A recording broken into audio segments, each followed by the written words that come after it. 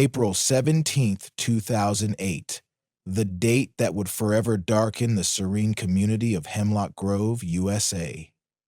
In the early morning light, the suburban streets looked almost magical, with pastel houses set against a backdrop of budding spring trees. The residents had no inkling that, by sundown, their idyllic bubble would be shattered by a shocking crime. Newlyweds Henry and Olivia Carter were supposed to be celebrating their blissful union before jetting off to an exclusive honeymoon in Fiji. Instead, that very morning, the seeds of horror were quietly sown. The houses on Maplewood Lane all looked alike, neat little structures with fresh coats of paint, mailboxes adorned with decorative flags, and yet behind one of those welcoming doors, a deadly secret was about to unfold. Henry and Olivia Carter had only been married for 4 months. Friends and relatives described them as the perfect couple, young, attractive, and eager to start a new life together. Their upcoming trip to Fiji had become the talk of the town. Social media posts of turquoise waters and luxurious overwater bungalows had everyone buzzing. But the more they posted about their glamorous adventure, the more they hid the cracks in their marriage that no one else could see. Then, Chinatown. Olivia was an accomplished marketing associate known for her charisma and kind spirit. She grew up in a close-knit family just a few blocks away, which made her something of a local darling. Since her teenage years, she had taken part in every local fair, fundraiser, and community service event. People described her as someone who would donate her last dollar to help a stranger. Her warm, welcoming nature lit up every room she entered. That was why the discovery of her lifeless body inside her own home shook the neighborhood to its core. Sometime between sunrise and mid-morning, the unthinkable happened. When Olivia failed to show up for work, a concerned colleague called the local police to do a wellness check. The patrol officer who arrived first on the scene found the front door unlocked and the house eerily silent. Henry, Olivia's husband, was nowhere to be seen, and that immediately raised suspicion. At 6 feet tall, with a fit physique and a magnetic presence, Henry often attracted attention wherever he went. A budding financial analyst, he exuded confidence and ambition. He claimed he wanted to give Olivia the best life possible, especially on their upcoming once-in-a. Neighbors reported that they had seen Henry's SUV pull away from the driveway early that morning, which was not entirely unusual. What was unusual, they said, was that he had left in such a hurry that he nearly ran the stop sign at the corner. Rumors spread quickly. Had there been a marital spat? A medical emergency? No one dared suspect that the newlywed husband might be responsible for a potential crime. Yet as the police ventured deeper into the Carter residence, they were met with the unmistakable signs of violence. Shattered glass on the kitchen floor, disheveled furniture, and finally, the worst discovery of all, Olivia's body, lifeless on the living room carpet. Just hours earlier, this couple appeared on the cusp of living out their tropical dream. Now, that dream was replaced by a nightmare that no one in Hemlock Grove would ever forget. Crime scene tapes soon surrounded the once charming house, and the grim reality that a murder had taken place settled over the entire community. With Henry Carter missing and Olivia dead, the questions were immediate and unforgiving. What had happened to the cheerful, sweet-natured Olivia? And could this truly be the act of a newlywed husband? The answers would unravel a tale darker than anyone could have anticipated. The stage was set for a true crime saga that would rattle Hemlock Grove to its core and place Henry Carter under a glaring spotlight of suspicion. In the aftermath of Olivia Carter's shocking death, detectives wasted no time turning their focus to the one person whose whereabouts remained a mystery: her husband, Henry Carter. The entire neighborhood of Hemlock Grove felt paralyzed by grief and suspicion. Underneath the calm facade, tensions mounted as the press and local law enforcement scrambled to piece together the final hours of Olivia's life. To fully understand the gravity of Olivia's murder, one had to look back at her journey. Born and raised in Hemlock Grove, Olivia was a beloved fixture in the community, a cheerful presence who coached local youth sports teams and organized charity bake sales. Her friends described her as someone who thrived on bringing people together. From an early age, she showed remarkable ambition, graduating at the top of her high school class before pursuing a marketing degree at a prestigious university nearby. After college, Olivia took a position as a marketing associate at a regional tech firm. Coworkers raved about her professionalism, creativity, and warmth. She landed big accounts, earned promotions, and had the enviable blend of dedication and compassion that made people trust her. She was also a devoted daughter and sister, calling her parents and younger brother daily, always making time for family meals. Her loved ones recalled her initial excitement when she met Henry at a financial conference 2 years earlier. Mutual acquaintances introduced them, and sparks flew almost instantly. Henry seemed like the perfect match, ambitious, stylish, and equally driven. Their whirlwind romance led to a lavish wedding just 4 months before Olivia's death, an event that stunned the community with its elegance, complete with a horse-drawn carriage and an ornate reception. Yet, behind the radiant smiles captured in wedding photos, there were subtle signs that not everything was picture perfect. Close friends whispered of little red flags. Olivia's best friend from college confided to detectives that Olivia sometimes felt overshadowed by Henry's drive for success and feared that he was becoming increasingly controlling. However, she brushed aside those nagging doubts, insisting that newlywed stress was normal. No one imagined that these concerns could escalate into something far darker. While Olivia's life was an open book, Henry Carter's background was more elusive.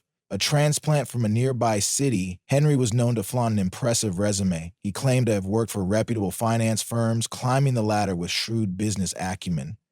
Colleagues in the financial world remembered him as confident, sometimes too confident, and laser-focused on making deals. He came across as smooth-talking and charismatic, never failing to command a room when he walked in. Large profile, yet for all his outward polish, Henry also seemed prone to erratic moods. Former co-workers revealed that his temper could flare at the slightest provocation, especially when deadlines weren't met or when his authority was challenged. After the wedding, rumors circulated that Henry might have been juggling financial troubles hidden behind his polished exterior. Lavish spending on the ceremony and an extravagant upcoming Fiji honeymoon suggested a couple living well beyond their means. The day Olivia was discovered dead, Henry vanished without leaving so much as a text message. Police quickly labeled him a person of interest. Within hours, Henry's photo beamed across local news stations, accompanied by the shocking headline, "Newlywed wife found murdered, husband missing." The media's intrigue skyrocketed when rumors spread that Henry had recently taken out a significant life insurance policy on Olivia. To the investigators, this was more than a coincidence. Whispers around Hemlock Grove grew louder. Some believed Henry ran because he was innocent and panicked. Others were convinced his disappearance confirmed his guilt. No one could recall a single instance in which Henry or Olivia showed signs of severe conflict. Yet, the thought of a brutal murder shattered any illusions of a happy marriage. In just 24 hours, the story of Olivia Carter's tragic death and her missing husband dominated headlines. Hemlock Grove, once a tranquil place of routine and tradition, was abruptly thrust into the national spotlight. As law enforcement intensified their manhunt for Henry, heartbroken relatives and friends mourned Olivia's loss. Unable to fathom how such a bright life could end with such terrifying finality, the seeds of suspicion took root, and all eyes turned toward the elusive husband whose abrupt departure left more questions than answers. The tragic discovery of Olivia Carter's body sparked an immediate and intense investigation. Local authorities, led by Detective Karen Wolf, worked tirelessly to piece together the final hours of April 17, 2008. With Henry Carter still missing, suspicions grew stronger by the hour. Friends and neighbors found themselves caught in a whirlwind of media speculation, making Hemlock Grove the reluctant center of the nation's attention. Detective Wolf, a 15-year veteran of the Hemlock Grove Police Department, was known for her meticulous, no-nonsense approach. She started by reviewing the call logs from the morning of Olivia's death. The neighbor's 9/11 report came in shortly after 9 a.m., citing suspicious silence and a front door left ajar. Officers arrived to find Olivia in the living room, victim of a violent confrontation. The presence of shattered glass as well as bruises on Olivia's arms suggested a struggle. All right, forensics teams combed every inch of the Carter home. Swabs were taken from the kitchen counter where someone had hastily placed two coffee mugs, one still half full. Fingerprint dusting turned up overlapping sets of prints, most belonging to Olivia and Henry. But near the shattered window, partial prints indicated someone may have broken in, or confusion clouded the initial assumptions, leaving the investigation balanced between a domestic altercation and the slim possibility of an outside intruder. Complicating matters, testimonies from friends and family painted conflicting pictures of Henry's temperament. Olivia's parents claimed Henry was polite, even doting during family gatherings. However, Olivia's closest friend from high school, Erin Matthews, confessed she had witnessed Henry berating Olivia at a dinner party a few weeks prior. Olivia, visibly embarrassed, played it off as a misunderstanding, and then Erin, fighting back tears, admitted she had urged Olivia to see a marriage counselor before the trip to Fiji. But Olivia insisted it was just post-wedding stress. Now Erin felt a crushing sense of guilt. She replayed every conversation, every slight sign of distress Olivia had shown, wondering if she missed an opportunity to save her friend. Meanwhile, Henry's co-workers provided additional insights. Some described him as a dedicated financial analyst with an uncanny ability to predict market trends. Others hinted at erratic behavior, like the time Henry stormed out of a board meeting, slamming the door so hard it cracked the glass. A few recalled questionable financial dealings that were never fully explained. As investigators sifted through bank records, they uncovered a startling pattern of recent withdrawals and credit card transactions. Thousands of dollars were spent on what appeared to be lavish wedding and honeymoon expenditures, beyond what Henry's salary would typically afford. Worse yet, Henry had taken out an unusually large life insurance policy on Olivia just weeks before their wedding. The policy payout was massive, enough to leave Henry with a comfortable life if something happened to Olivia. Detective Wolf found this information hard to ignore. The life insurance policy transformed Henry from a missing person into a prime suspect with a clear motive. Her team quickly filed requests to track Henry's phone and bank activity. They also alerted airports and bus terminals across the state, suspecting Henry might flee or assume a new identity. As the manhunt began, local news vans camped outside the Carter residence, painting the picturesque neighborhood in lurid headlines: "Newlywed nightmare," "Honeymoon horrors." Cameramen jostled for the best angle. Microphones were shoved into the faces of anyone who claimed to know Henry or Olivia. With each passing hour that Henry remained missing, the community's collective anxiety skyrocketed. Olivia's funeral arrangements started taking shape, but her grieving parents refused to finalize anything until Henry was found, dead or alive, innocent or guilty. They wanted answers. The police doubled down on their search efforts. Tips trickled in from all corners of the state. Someone thought they saw Henry at a rural gas station. Another swore they spotted him checking into a motel off the interstate. Each lead was meticulously followed, but none panned out. Henry was a ghost. Amid the chaos, Detective Wolf remained steadfast, clinging to the promise that no one could hide forever.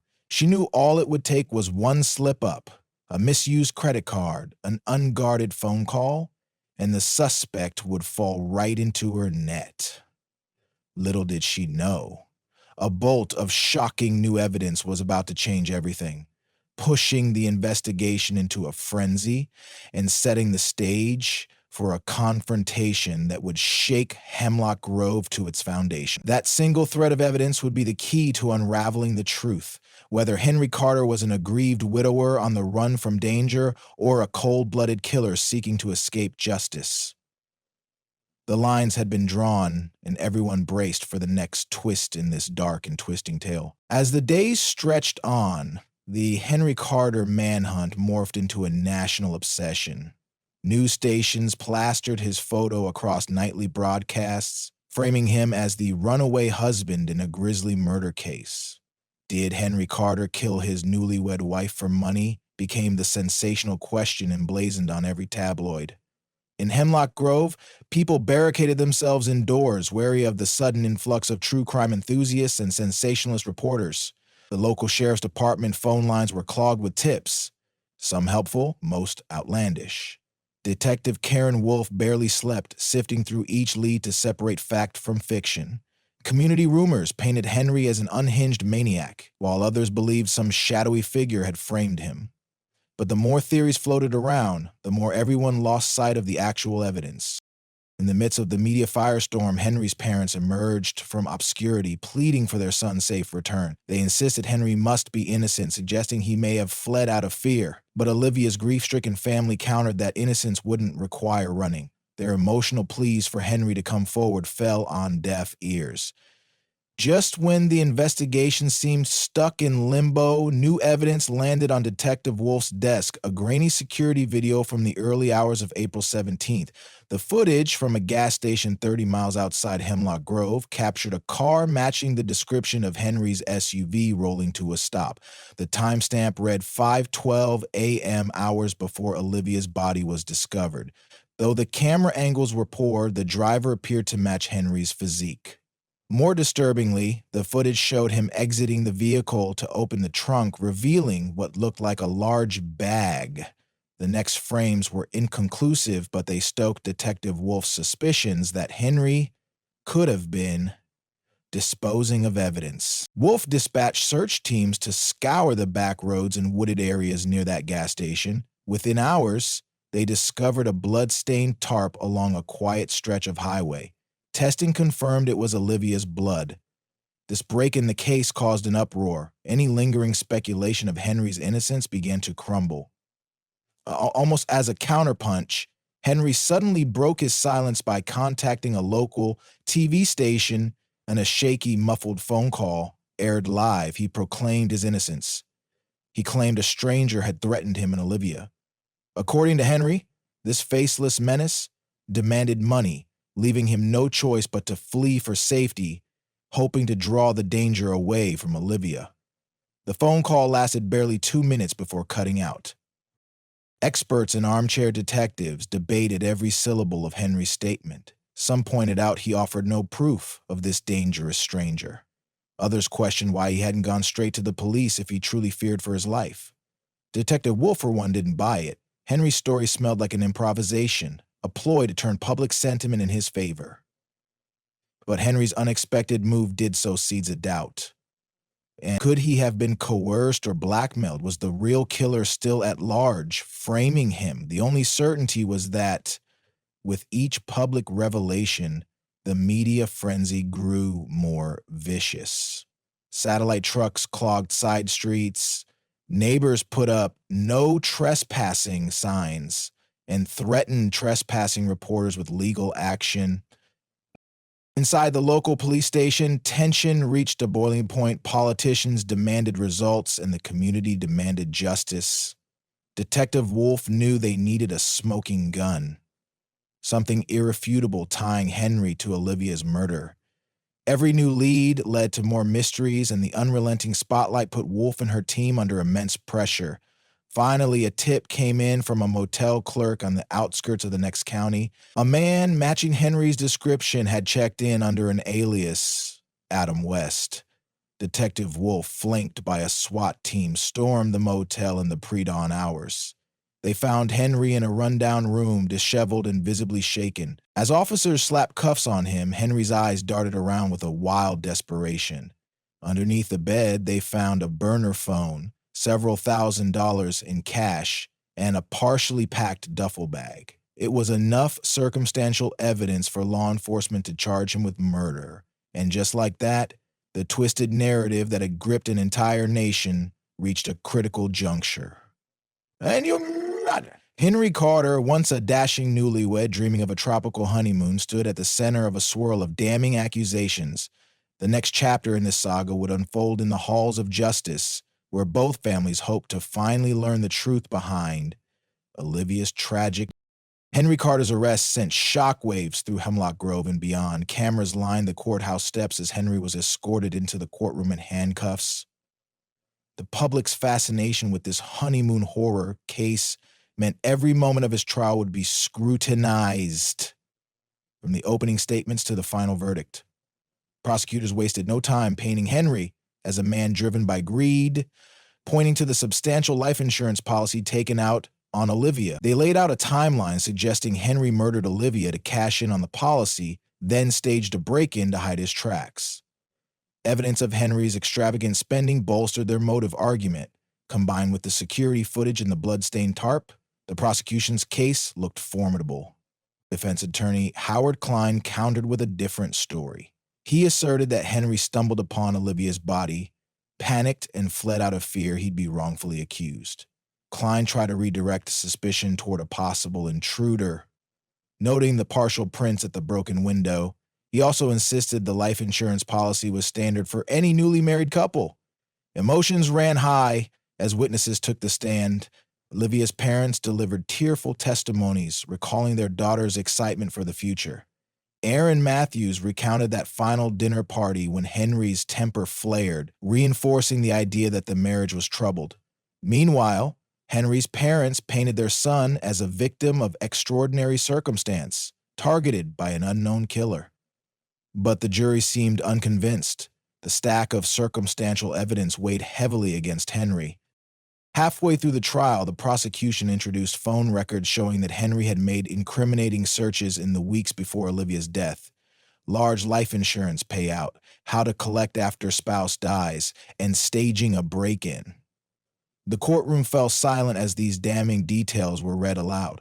Observers noticed Henry shift uncomfortably, sweat beading on his forehead. The wider community grappled with the whiplash of emotions, disbelief that such darkness could lurk beneath the veneer of a seemingly perfect marriage, relief that the legal process had produced a verdict, and sorrow for the loss of someone so universally loved. Families locked their doors more often and neighbors checked in on each other more frequently, determined not to let such a tragedy repeat itself. In the months that followed, news outlets turned Olivia Carter's story into docuseries episodes, true crime podcasts, and magazine cover stories. The final conclusion, that Henry Carter killed his wife for financial gain just days before their dream honeymoon, chilled even the most seasoned observers. And so what began as a fairy tale romance ended in a grim and sobering lesson about hidden motives and the treachery that can lurk behind loving smiles. Hemlock Grove eventually returned to a semblance of normalcy, though it would forever carry the memory of that April morning in 2008, when everything changed. From honeymoon brochures to prison bars, Henry Carter's precipitous fall from grace highlighted the darkest corners of human nature, leaving an entire town and indeed a nation forever haunted by the name Olivia Carter. The trial may be over and Henry may be locked away, but the tragedy remains an echoing reminder of how fragile happiness can be and how the deadliest threat can sometimes lie within the very person who once promised to cherish and protect.